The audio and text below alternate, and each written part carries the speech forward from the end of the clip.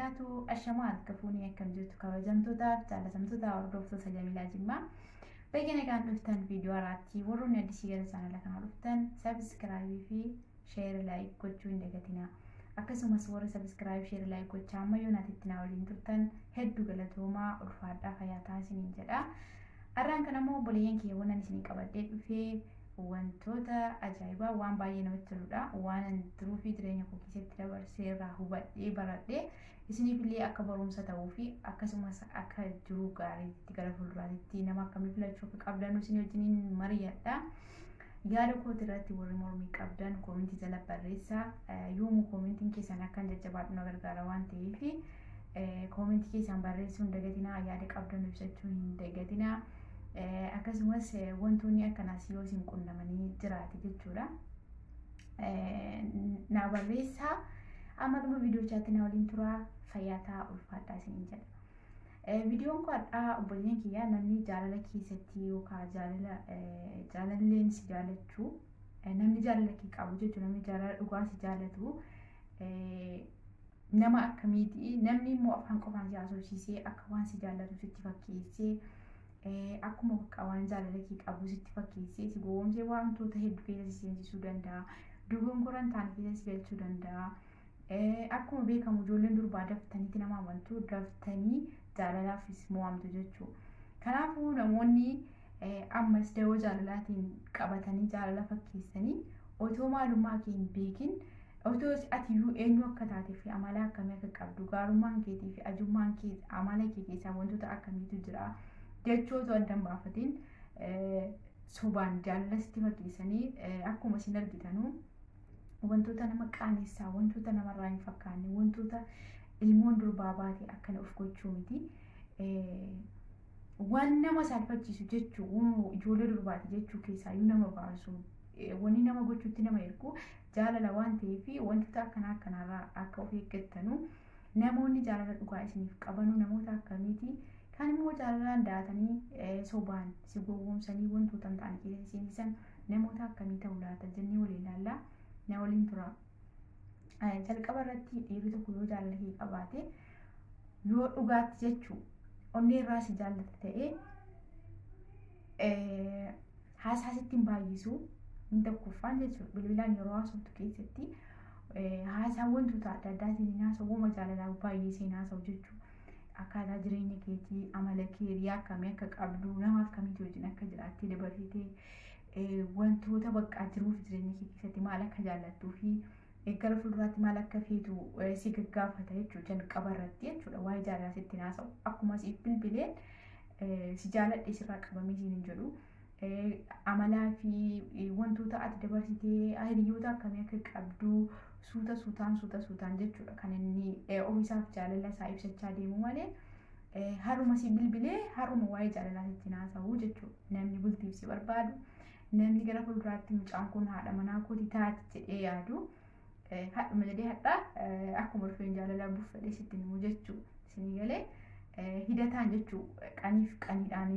akkati jaalala isaaf qabamtu wayyoon dura wayii jaalala koo kanatti madhee natti boontii yookaan immoo qaanfachuun illee jira jaalala maasii waasanii machuun ni ulfaata nama jaallattee amma jaalalli namaa yoo dhugaan si qabee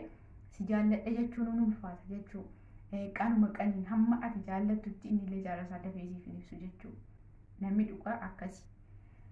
kana jechuun koos namni yoo si jaallatee miidhamee jaalala keetiin miidhame malee jaalala sitti himatu jechuu miti garuu namni jaalala bultiif si barbaadu namni haadha manaa si godhachuuf si barbaadu jalqaba irratti eenyu wajjin akka jiraattee dabarsitee obbolaa akkamii akkamii akka qabdu si qoqqorata achi booda qaniif amala kee ilaalee guutumaan guututti nama isaaf ta'uu kee gaafa bara jechuu kan inni jaalala isaallee siif ibsee wayi jaalalli keenyatti fufuu danda'a jedheellee si gaafatu jechuu bilbilaanis yoo ta'e qaamaanis yoo ta'e okay namni hadha jedhee hadhuma sitti bilbilee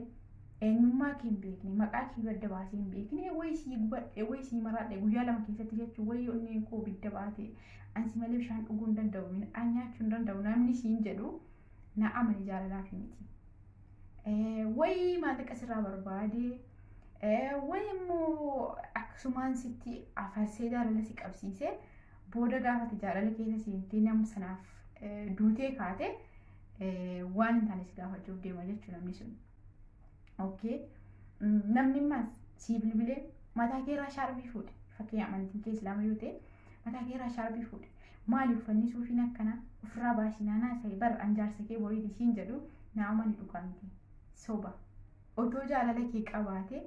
osoo inni irraa si jaallata ta'e osoo jaalalli isaan nama si wajjin bultii jaalachuuf deema ta'e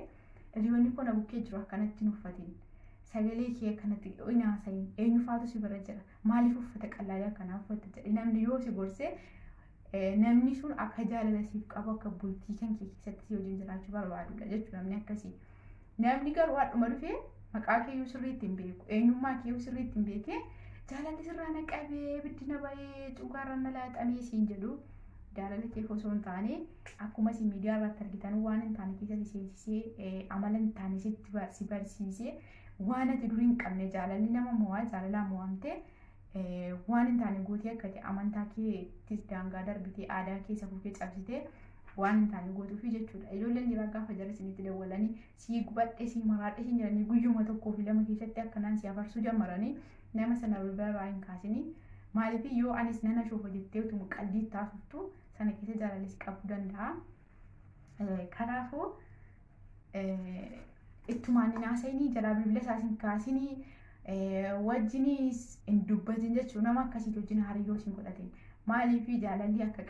qaanqee biddaan beektu miti qaanqeen ibiddaa yoo utaalte cidii keessa booda itti waloltee ibidda taati. Ati otoo anis nana shoofaa maalirraa qaba abbaa isaa taasise hin dabarsa jettee utuma taasiftu jaalalli si qaba. Ijoolleen durbaa manaa jaalalli dafee nama qaba. Nama siif hin taane nama amala hin taane sitti haasa'u nama shaarbii ofirraa fudhinatti dubbadhu. Uffata keessaa hebbuu kan ofirraa fudhi jaappoonii tishertiin na fuuldura taa'ee dubbadhu eenyutu na bira jira na qofaa bi'an jaarsa keeti siin jedhu hin sobaa na amanii isaa wajjiniinuu hin dubbatin hariiroo soliin hin godhatin. Wanti hundi ijoollee wanni duniyaa kanarraa hin darbaa kamiin isaatuyyuu hin hafa duniyaa kanarratti qananiin nuti har'a kolfinee xabannus wanti hunduu wanni borsi fayyadu waan ati har'a duniyaa kanarratti qaama keessa jirattee arraba keerraa waan gaarii qofa dubbatteetu si fayyada. Jaalalli sobanii jara sitti afarsanii hadha waan hin taane keessa si seensisanuu buutee tokkollee siif hin qabu. Rabbiin abbaa bishaaniif minaan kan keetti waliin katabee lafa sii kaayee lafaa sii qabu. Haga feete umriin kee waggaa meeqa yoo ta'e haga isheeti yoo mana turte duutnii fi heerumni gaaf tokko hin oolu. Kanaafuu daangaa rabbitti darbitee nama jaalala sobee dhufee sitti afarsee ofiisaa waan keessa dabarfatee ebeluun akkana jaalattee nama maraatti amala ijoollee dhiiraa kana beekan kun namni lookii beekileen jedhee akkati naafaa keessa seentee jaalala isaatiin qabamtu sitti godhee akka hin taane karaa jallinaa irra si deemsisu achumatti ofirraa dhaabii gaafati nama isa kana amantaa keetiif jettee waan safuu kee eeguuf jettee waan daangaa rabbitti sin dabarsineef jettee dhiiftu rabbiin immoo kan isa sana caalu lafaa sii qaba. Innaa kanadha jechuudha amaloonni dhiirri garaagarummaan nama si jaallatuuf nama si jaallanne maalitti beektaa yeroo baay'ee namni sobaan nama jaallatu sa'a 24 amma sitti dabaluun jaalaluma sitti faarsa maaliif beektaa ani soba akka ta'e ni beeka ati akka jaalala kee seentuudhaaf garuu namni jaalala dhugaa inni irraa sii qabu yaa'u bakka jireenyuma akkaataa maalii akka jiraattu akka maalii akka waa'ee gara fuulduraa waa'ee isa keessa dabarfatteetu haasaarra caalaa jechuudha. Ani ofii kan kooti akkuma keessanii akkuma nama kamiitu si bilbilaan haaseeti kan hin heerume achi duras nama baay'ee haasofsiiseeti. Amala ijoollee dhiiraa hedduun baree jiruu biyya namaa kana keessatti heerumuun waa barumsa gahaa argatta jechuudha. Amala dhiiraa hunda adda baastee baratta. Akka biyya keenya caalayyuu isa kanatu bareedu. Maaliif biyya keenyatti amma yeroo baay'ee maatiitu si kennaa wayimmoo wal jaalattanii namni tokko jaalattee dhiiftaa haala nama sanaa malee amaloonni dhiira garaagaraa akkami jetteen beeku jechuudha. Bilbilaan garuu amma yoo ijoollee wajjin haasoftu inta saasatinaa ijoolleen dhiiraa gaafa sobanii sa'a 24 jaalala namatti faarsanu maasalaama namni sun siifii miti bultii keessi barbaanne akkuma tiyaaruma qofa isaa gubattee qaama kee qullaa waraabdee itti hirgitee ofii kee fokkiftee maatii kee fokkisiiftee boruuttis dhabdee akaraa duniyaa kasaartu si godha jechuudha wanni kun. Kanaaf waan akka kanarraa of eeggadhaa ijoolleen dhiiraas isheen ati har'a viidiyoo si waraabdee qullaa si footoon taanii harkaa fuutee kaatee gadhiiftu mana keessaa obboleetti keetu jira itti dabalatee haadha keetu jira boruu dubartii akkasii ishee sana yoo ta'u baatte illee boruu dubartii akkasii fuutee haadha manaa godhachuuf teessaa bultii keessatti teessee ilmoo dhiiraa dubbaa argachuuf jirta bakka mucayyoo kanaa wayii bakka nama viidiyoo hin taane si biraa qabu sana obboleettii kee kaa ilaali. Namni tokko too obboleettii korratti kana godhi annan jaalladhaa. Wanni kun utuu fira korratti ta'e nan jaalladhaa. Innaa kanaafuu kanarraa qosachuun qaba jettee of ilaallachuu qabda. Inni lammaffaan immoo ijoolleen dhiiraa wal bira ta'ee taa'aniitu jechuudha bilbila keessan walitti hiranii achiin kun sitti bilbila inni kun sitti bilbila. Booda gaafa ati hundaanuu nama biraa ta'etti naasoofa jettee itti naasofte isaan silaa wal bira taa'anii achi keessa nama tokko si gowwoomsee gateeti nama dhibba kan walitti haasofsiiftee viidiyoo kee waan hin taane gasi dhiisaa jechuudha. Hattaa yoo viidiyoo koolii dhiiraa wajjin haasoftanuu uffata akkanaan hin uffatina. Akkuma isin jirtanutti eenyummaa keessanii wajjin namni isin jaallate ishoo kottaa. Namni immoo eenyummaa kee akka tuffatte wajjin isin jaallatin karaan isaa bal'aadha. Siifis rabbi qabaa isaafis rabbi qabaa jechuudha. Eeruma rabbiin gaafuma tokko bishaaniif midhaan kee nama tokkoon walitti katabee jiru eerumtuuf jettee akiraa kee hin dhabin yaa obboleettii koo. Atis boruu waan keessa dabarfattee nama guddaa taatee abbaa bultii ta'uuf teessu harruma fedhii keetiif jettee akiraa kee of akkatti hin balleessinii gorsa kootirraa waa argattan jedheetiin yaada. Akkuma beekamu obboleen kiyya viidiyoo yeroo baay'ee waa'ee gorsaa wantoota adda addaa wantoota natti toluu jira waan tokko tokko irraa isiniif dubbadha. Garuu hamma yoo nataatti chaanaalii komoon hin taane hamma yoo rabbi jedhee guyyaa lameen kana keessa moonii ta'a. Akkuma nama kamiitu kana booda bicatus guddatus yuutuubiin maallaqa naaf kaffaluu eegala. Duraan akkuma isinitti mee akkuma isinitti dubbadhe immoo maallaqa yuutuuba kanarraa argamuuni inshaallah beeznillaahi ta'ala namoota akka magaalaa keessatti mana hin qabne nama rakkata karaarratti akka rakkatanii borontuu karaarraa kadhatanuu warroota baratanii sammuun isaanii barumsa osoo beekanii waan baratanii dhaban inshaallah daftara binnee qalama binnee kiraayii manaa isaanii kaffalee gargaaru haa ta'u warroota akkasii sanaaf gargaacha gochuuf hin banadhe rabbiin nama yeellaasisu nama hin qaanfachiisu alhamdulillah mooninaaf ta'u jira. Galatuma baay'ee isin galatoomfadhaa ulfaadhaa fayyaanaa taa'uraa bulaa deebanaa isiniin jedhaa. Wassalaamu alaikum warahmatullaahi wabarakaatuh.